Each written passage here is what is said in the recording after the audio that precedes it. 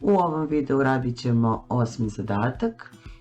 Jednakokraki trougao ima osnovicu dužine 20 cm i krak dužine 26 cm. Kolika je površina njemu sličnog trougla koji ima dužu visinu od 6 cm. Hajde da skiciramo. Ovo je prvi trougao, on je jednakokraki, osnovica je 20, a krak 26. Visina ovog trougla, pošto je jednakokraki, nisam lepo baš nacrtala, visina ovog trougla seče osnovicu pod pravim uglom i deli je na pola, pa je ovo ovdje duž 10. Dakle, posmatrat ćemo ovaj ovdje trougao, čije su katete H i 10, a hipotenuza 26, a sličan trougao izgleda nekako ovako.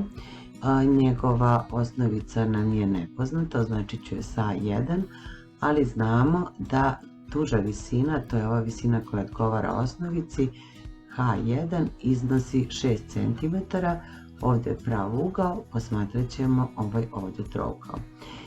Ova dva pravougla trougla su slični trouglovi, pa su im stranice proporcionalne.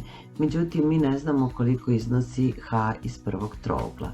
Na osnovu Pitagorine teoreme, kvadrat nad hipotenuzom, to je 26, jednak je zbiru kvadrata nad katetama, to je H na kvadrat plus 10 na kvadrat.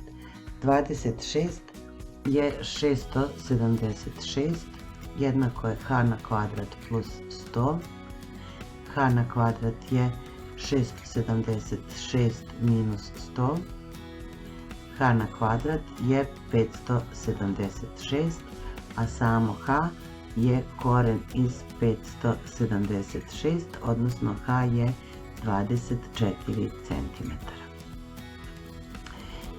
Pošto su ovaj pravougli i ovaj pravougli trougao slični, onda važi da je H prema H1 isto što i D prema A1 pola.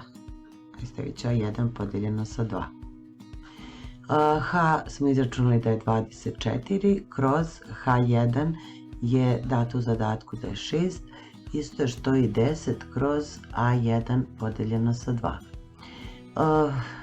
Možemo da napišemo 24 kroz 6 kao 4 cela, isto što i 10 kroz A1 podeljeno sa 2. Mogla sam ovo i drugačije da zapišem, ali nema veze kada sam ovako počela. Odavde je A1 podeljeno sa 2, isto što i 10 kroz 4, a samo A1 je 10 kroz 4 puta 2, može da se skrati 4 i 2, ovdje je 1, ovdje 2, to je 10 polovina, odnosno 5. Dakle, A1 je 5 cm.